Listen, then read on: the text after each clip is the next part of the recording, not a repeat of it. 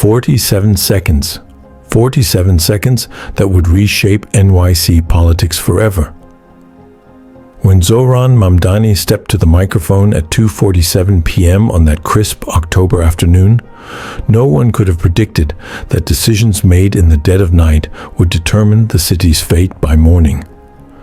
The news of Trump's endorsement of Cuomo had just broken after midnight, leaked first to a conservative blog, then picked up by mainstream media within hours.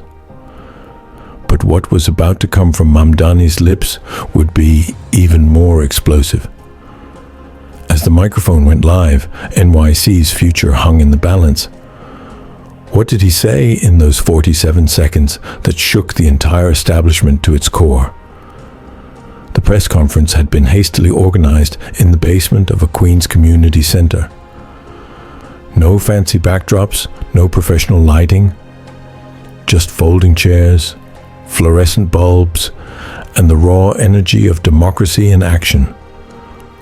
Labor organizers sat next to community activists. Local elected officials checked their phones nervously. The establishment media was notably absent. They were all covering Cuomo's reaction to the Trump endorsement at some upscale Manhattan hotel. This was perfect for Mamdani. He had always done his best work when the cameras weren't rolling for the powerful. The determination in Mamdani's eyes cut through the silence of the room. He didn't even glance at the notes in his hand. Notes that had been scribbled at 3 a.m. when he first heard the news, when he realized that everything they had been fighting for was about to be sold out in a single endorsement. Because what he was about to say lived in his memory, in his heart, and on every street corner of the city. His campaign manager, Maria Santos, stood at the back of the room. She had tried to talk him out of this. "Zohran, we don't have to respond immediately. Let's wait, see how it plays out, maybe find a more strategic moment." But Mamdani had been adamant. "Maria, if we wait for the perfect moment, the moment never comes. People are voting tomorrow. They deserve to know what this endorsement really means." Late last night, Andrew Cuomo received Donald Trump's endorsement, he began, his voice unwavering, but carrying the weight of someone who had seen too many backroom deals destroy too many communities. Each word hit like a nail, being hammered into the minds of his listeners. The room had frozen. Everyone knew this, but no one had dared to say it so directly. Trump supporting a Democrat was shocking enough. But the backroom deals, the negotiations, the calculated interests behind this endorsement. This is what Mamdani was about to expose.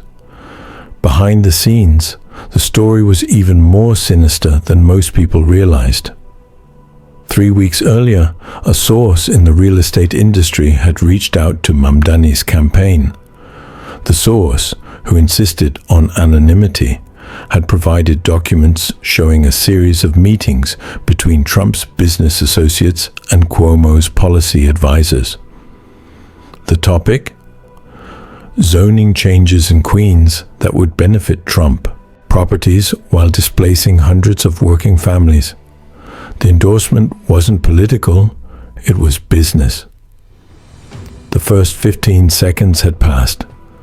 Mamdani's voice began to rise, and you could feel the energy in the room shift. If elected as mayor, our city will only descend deeper into a darkness. The word darkness hung in the air like smoke from a fire that had been burning for years. This wasn't just a metaphor. It was the real darkness NYC was living through. Rising rents that forced teachers to sleep in their cars. Vanishing hopes of young people who couldn't afford to start families in the city they loved. Fleeing neighbors who had called Queens home for generations before being priced out by luxury developments. Mamdani didn't see these as mere statistics in some policy paper. Each was a story, a pain, a tale of systematic failure. Mrs. Rodriguez from Jackson Heights, who had to move to Pennsylvania because her rent tripled. The Johnson family from Jamaica, who lost their house to a developer with mysterious financing. The countless small business owners who couldn't survive during the pandemic while corporate chains got bailouts. By the 30-second mark, he wasn't just speaking anymore. He was painting a picture that everyone in that room recognized. That has forced too many of our neighbors to flee and made it impossible for working people to live lives of dignity. Every word was like a blow to the solar plexus, because most of those sitting in that room were living exactly this reality. They had either lost neighbors to gentrification or were contemplating their own escape from the city that no longer felt like home. Sarah Chen, a nurse from Flushing sitting in the third row, wiped away a tear. She had been working double shifts for 3 years just to afford her studio apartment. Mamdani's voice was no longer just a voice. It was the conscience of a city that had lost its way. As the 47th second arrived, the explosion moment hit with the force of a political earthquake. Now, I cannot transform City Hall alone. This sentence was a declaration of war against the establishment. But more than that, it was an invitation to everyone who had been let down, everyone who had been ignored, everyone who had been forgotten by the machine politics that had dominated the city for decades. The room erupted, not with applause, but with shock that rippled through the space like a shockwave.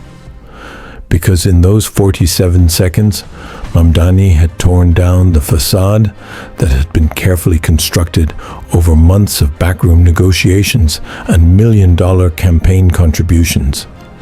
The Trump-Cuomo alliance wasn't about unity or progress or healing division. It was about power, money, and control. It was about two men who had spent their careers building empires, deciding to merge their interests rather than serve their constituents. Maria Santos, watching from the back, felt her phone vibrate. Text after text. "Holy shit! Is this live?" Did he really just say that? My timeline is exploding. Campaign volunteers who had been watching on social media were already sharing clips before Mamdani had even finished speaking. Within minutes, phones were buzzing throughout the room like an orchestra of electronic insects. Text messages flew between political operatives who had suddenly realized their carefully laid plans were falling apart in real time. Emergency calls were made to campaign headquarters across the city. Cuomo's people were in panic mode. Trump's people were trying to figure out how to distance themselves without looking weak. The carefully orchestrated plan that had been months in the making, the endorsement that was supposed to seal the election and unite the pragmatic center, was crumbling before their eyes. But Mamdani wasn't finished. As the chaos swirled around him, phones ringing, whispered conversations, the occasional gasp from someone seeing the social media explosion in real time, he continued with the speech that would become legendary. As we walked the bridge this morning, I held one corner of the banner that you see here. The bridge. The symbol was powerful and intentional, rooted in the very geography of New York City. Bridges connect divided shores, bring separated communities together. The Queensboro Bridge, the Brooklyn Bridge, the Williamsburg Bridge, each one a testament to what could be built when people work together toward a common goal. But they also represent crossing from one reality to another. From the old politics of backroom deals and corporate interests to the new politics of transparency and community power, from the politics of fear to the politics of hope, from the darkness of inequality to the light of justice. But I could not hold it on my own. This admission of vulnerability was strategic brilliance wrapped in authentic humility. In a political culture where strength is often confused with isolation, where leaders are expected to project invincibility, Mamdani was demonstrating that true strength comes from connection, from community, from shared purpose. He was showing that the most radical thing a politician could do was admit they needed help. The cameras in the room were capturing every moment, every expression, every reaction. But the real action was happening on screens across the city. Social media was already exploding with clips of his speech. Mamdani Truth was trending within the hour, joined by 47 seconds and shot Queensbridge. The establishment's carefully crafted narrative was being dismantled in real time by thousands of shares, retweets, and comments from ordinary New Yorkers who saw themselves reflected in Mamdani's words. Working mom NYC. Finally someone who gets it. Been waiting 6 years for a politician to say what we're all thinking. Teacher in Queens. This is what courage looks like, sharing everywhere. Nurse for Justice, 47 seconds that gave me hope again. The viral wave was building, and the traditional media was scrambling to catch up.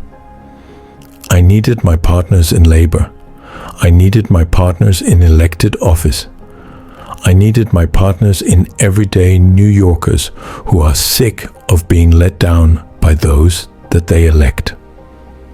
Each group he mentioned represented a coalition that the establishment had assumed was fragmented and powerless. Labor unions tired of being taken for granted. Progressive elected officials marginalized by party leadership. Everyday New Yorkers struggling to survive in an increasingly unaffordable city. Mamdani was weaving them together into a force that could challenge the Trump-Cuomo axis. Behind the scenes, the panic was palpable. Cuomo's campaign headquarters had erupted into crisis mode. Phone calls to Trump Tower were going unanswered. The endorsement that was supposed to seal the election was becoming a liability. How had they not anticipated this response? How had they underestimated Zohran Mamdani? The answer was simple. They had mistaken his youth for inexperience, his idealism for naivety, his community focus for weakness. They were learning in the most public way possible that they had been wrong on all counts.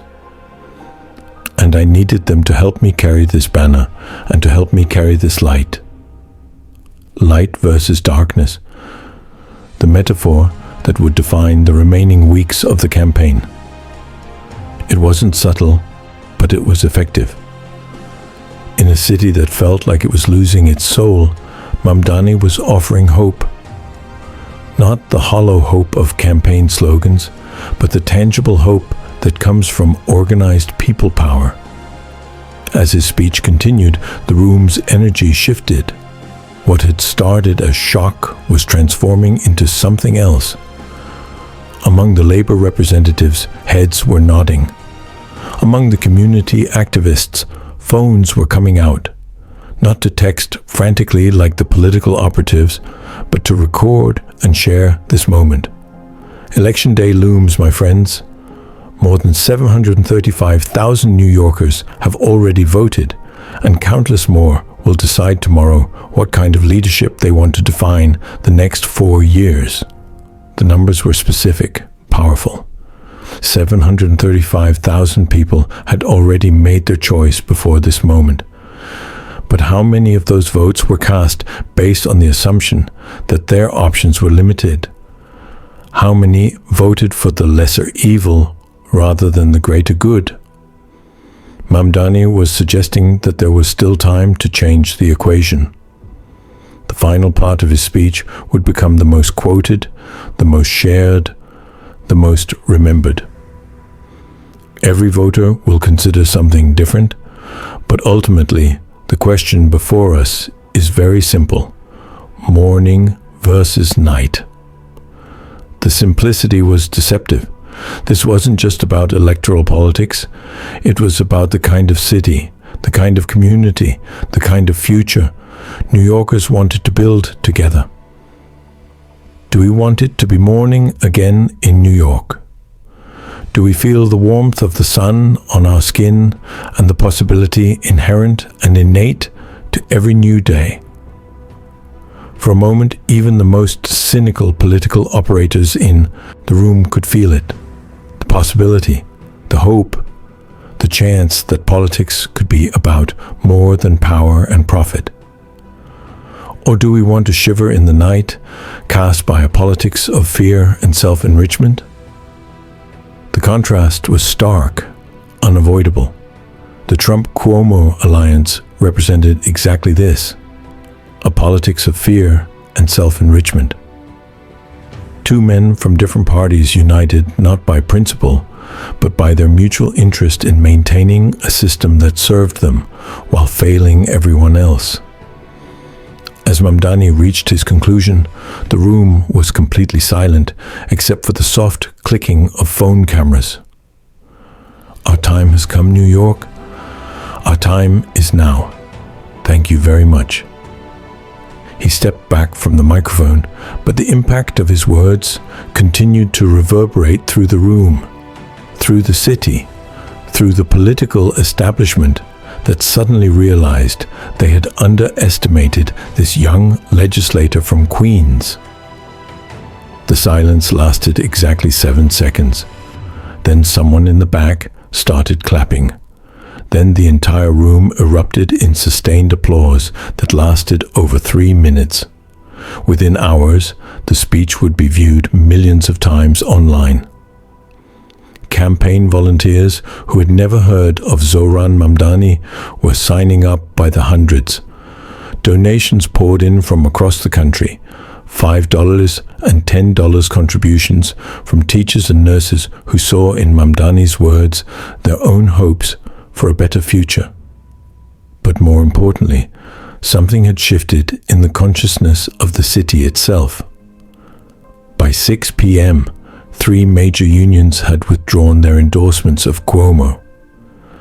By 8 p.m., 2 progressive council members had switched their support to Mamdani. By 10 p.m., a Bronx community organization with 50,000 members announced they were reconsidering their options. The Trump-Cuomo deal suddenly looked fragile. The alliance that was supposed to represent pragmatic politics now looked like cynical opportunism. The endorsement meant to end the election had instead energized the opposition. At Cuomo headquarters that evening, campaign manager Sarah Klein was having the worst night of her career. How did we not see this coming? The answer was painfully obvious. They had been so focused on courting Trump and his donors that they had forgotten about the voters. Meanwhile, in a small apartment in Astoria, Zohran Mamdani sat at his kitchen table, finally allowing himself a moment to process what had happened. His phone was dead from notifications. His campaign manager was fielding interview requests from CNN and MSNBC. But what struck him most was a text from his neighbor, Mrs. Patel. "Beta, you gave us our voice back. Thank you." In 47 seconds, Zohran Mamdani had changed everything. Not with dirty tricks or backroom deals, but with something the establishment had forgotten: the truth.